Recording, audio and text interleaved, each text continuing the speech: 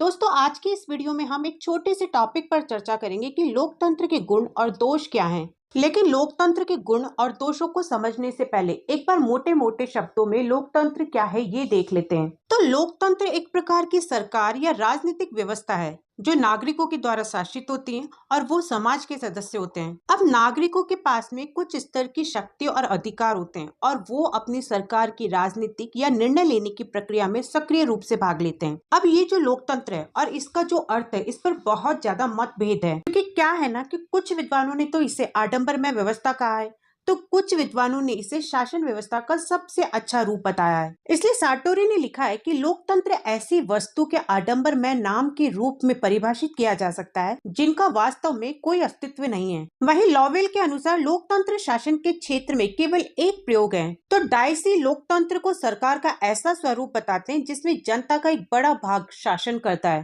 और हंस शाह के अनुसार लोकतंत्र वो राज्य होता है जिसमें प्रभुत्व शक्ति समष्टि रूप में जनता के हाथ में रहती है, जिसमें जनता शासन संबंधी मामले पर अपना अंतिम नियंत्रण रखती है और ये निर्धारित करती है कि राज्य में किस प्रकार का शासन सूत्र स्थापित किया जाए। तो यहाँ पर हम ये कह सकते हैं कि लोकतंत्र एक ऐसी व्यवस्था है जो लोगों को ये चुनने की अनुमति देती है कि उनके देश पर किस तरह का शासन किया जाए और किस तरह से निर्णय लिया जाए। तो अब यहाँ पर लोकतंत्र की जो शासन प्रणाली है उसमें कुछ खास गुण होते हैं। जैसे सबसे पहला गुण है उच्च आदर्शों पर आधारित। लोकतंत्र स्वतंत्रता, समानता और भ्रातृत्व के आदर्शों पर आधारित होता है। यहाँ पर भ्रातृत्व का मतलब होता है भाईचारा, धर्म या बंधुत्व। तो इसे हम ये कह सकते हैं कि लोकतंत्र स्वतंत्रता, समानता या भाईचारा या फिर बंधुत्व के आदर्शों पर आधारित होता है। लोकतंत्र में हर व्यक्ति समान रूप से स्वतंत्रता का उपभोग करता है, सबके साथ समानता का व्यवहार किया जाता है और हर एक के व्यक्तित्व की गरिमा का सम्मान किया जाता है। दूसरा गुण है जन कल्याण पर आधारित।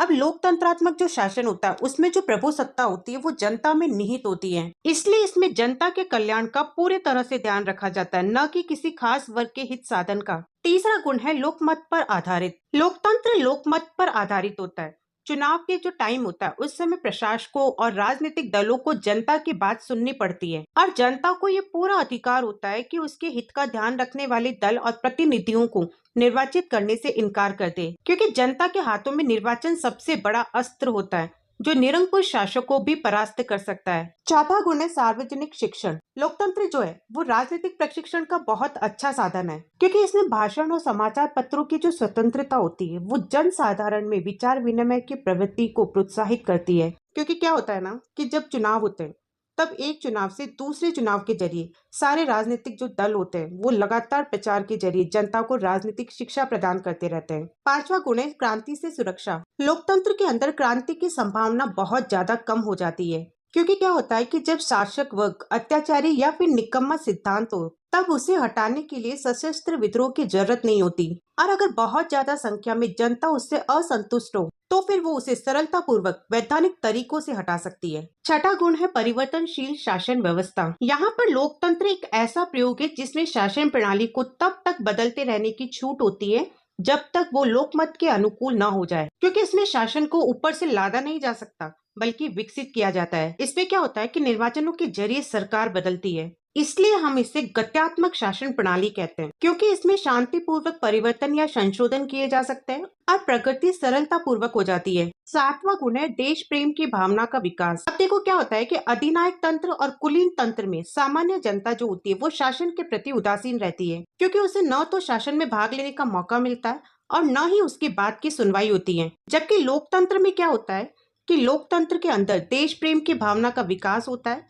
क्योंकि जनता स्वयं देश की सर्वे सर्वा होती है, इसलिए वो राष्ट्र प्रेम को ओतप्रोत रहती है। अब आठवां गुण है जनता में आत्मविश्वास और उत्तरदायित्व की भावना का विकास। लोकतंत्र शासन में जनता को सक्रिय रूप से शासन के कार्यों में हिस्सा लेने का मौका मिलता रहता है। जनता को अलग अलग तरीके के अधिकार भी मिले हुए होते हैं जिनमें उसमें उत्तरदायित्व की भावना का विकास करना होता है, और वोट देने का जो अधिकार होता है वो सामान्य जनता में कर्तव्य पालन की भावना का विकास भी करता है। तो ये तो हुए लोकतंत्र के गुण। तो लोकतंत्र की जो शासन प्रणाली है उसमें भले ही बहुत सारे गुण पाए जाते हैं, लेकिन कहीं ना कहीं गुणों के साथ कमियां भी पाई जाती हैं। इसलिए अब हम बात करेंगे लोकतंत्र के दोष यानी कमियों के बारे में। तो लोकतंत्र की शासन प्रणाली में कुछ खास तरीके के दोष पाए जाते हैं, जिनमें सबसे पहला है अयोग्यों का शासन। तो देखो लोकतंत्र इस धारणा पर आधारित है कि हर व्यक्ति शासन करने की दूसरे व्यक्तियों के बराबर योग्यता रखता है। प्लेटो का मत था कि शासन संचालन एक कला है और केवल ज्ञानी व्यक्ति ही शासक बनना चाहिए। तो अरस्तु का मानना था कि केवल कुछ लोगों में ही शासन करने की क्षमता रहती है। अब इससे क्या हुआ कि प्रतिकूल लोकतंत्र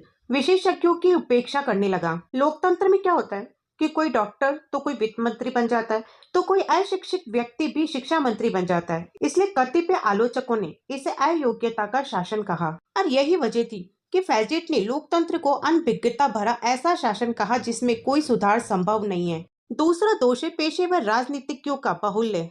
अब क्या होता है कि लोकतांत्रिक शासन में कुछ लोग राजनीति को अपना पेशा बना लेते हैं और जितना संभव हो सके वो अपने पद से चिपके रहने की कोशिश करते हैं। भले ही वो अपनी भाषण शक्ति से जनता को प्रभावित करके निर्वाचित हो जाते हैं, लेकिन उनमें इतनी योग्यता नहीं होती कि वो देश की उन्नति के लिए रचनात्मक कार्य कर सके। इसलिए उनसे लोकहित की आशा करना व्यर्थ है। तीसरा दोष है उग्र दलबंदी। लोकतांत्रिक शासन व्यवस्था में उग्र दलबंदी पाई जाती है, क्योंकि कभी कभी क्या होता है कि जो राजनीतिक दल होता है वो लोकप्रियता को पाने के लिए दूसरे दलों के खिलाफ निम्न स्तर की बातें प्रचारित करते हैं, जो देखा जाए तो ज्यादातर झूठी होती है। और इसके अलावा राजनीतिक दल देशभक्ति की जगह पर दलीय भक्ति को बढ़ावा देते हैं। चौथा दोष है मतदाताओं की उदासीनता। लोकतंत्र का एक दोष ये भी है कि मतदाताओं में अपने दायित्व के प्रति उदासीनता रहती है, क्योंकि क्या होता है कि मतदान करने वाले जो व्यक्ति होते हैं उनका जो प्रतिशत होता है वो बहुत कम होता है। इसलिए उदासीनता की वजह से सत्ता जो है वो ऐसे लोगों के हाथों में चली जाती है जो मतदाताओं को बहकाने में सफल हो जाते हैं। पांचवा दोष है बहुमत की तानाशाही। लोकतंत्र में आखिर में बहुमत दल की निरंकुशता स्थापित हो जाती है, जिसकी वजह से कभी कभी बहुमत अल्पमत का दमन करने लगता है। और यही वजह है कि लोकतंत्र में 51% लोग 49% लोगों पर मनमाने ढंग से